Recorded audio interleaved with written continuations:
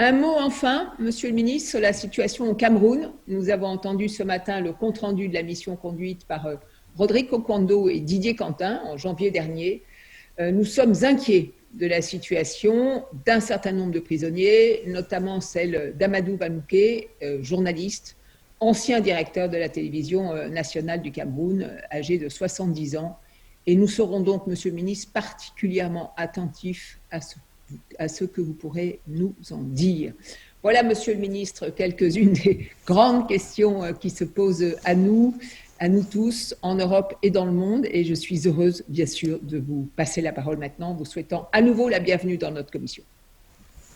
La dernière intervenante, Sébastien Nadeau. Merci Madame la Présidente, merci Monsieur le Ministre pour votre présence régulière dans notre commission. Je reviens sur le Cameroun où on a eu un débat assez passionné ce matin qui témoigne de notre grand intérêt pour ce pays ami. La France est candidate pour être membre du Conseil des droits de l'homme pour la période de 2021 à 2023.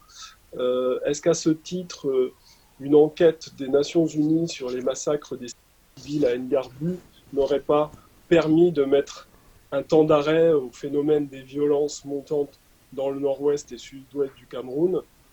Et en résumé, pourquoi la France n'a pas demandé cette enquête auprès des Nations Unies? Ma deuxième question revient sur la situation d'Amadou Vamouké, parce que je voudrais apporter une précision. Un très récent rapport du groupe de travail sur les détentions arbitraires des Nations Unies change la donne, puisque cette fois-ci, ce sont les Nations Unies qui demandent la libération immédiate d'Amadou Vamouké. Donc ma question, elle est extrêmement simple. Est-ce que la France va, ou est-ce que la France peut agir auprès des Nations Unies pour demander à Paul Biya la libération d'Amadou Vamouké, ce qui nous permettrait effectivement de ne pas marcher sur des œufs avec ce risque toujours d'être présenté comme faisant de l'ingérence en intervenant directement dans les affaires du Cameroun, ce que vous avez bien expliqué tout à l'heure, dont vous cherchiez véritablement à nous protéger, et je vous en remercie. Merci beaucoup, Monsieur le député. Monsieur le ministre, c'est à vous.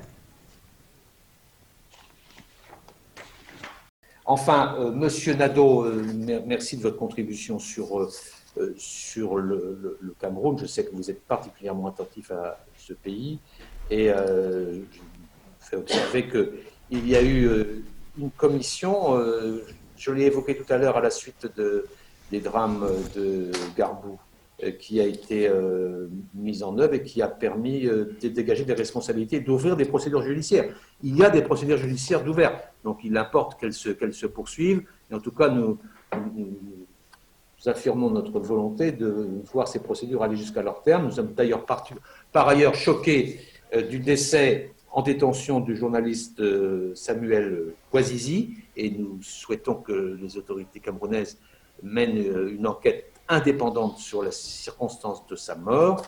Et sur le cas de M. Vamouké, je l'ai évoqué en début de propos, donc je viens en reparler à la fin et conclure sur M. Amadou Vamouké.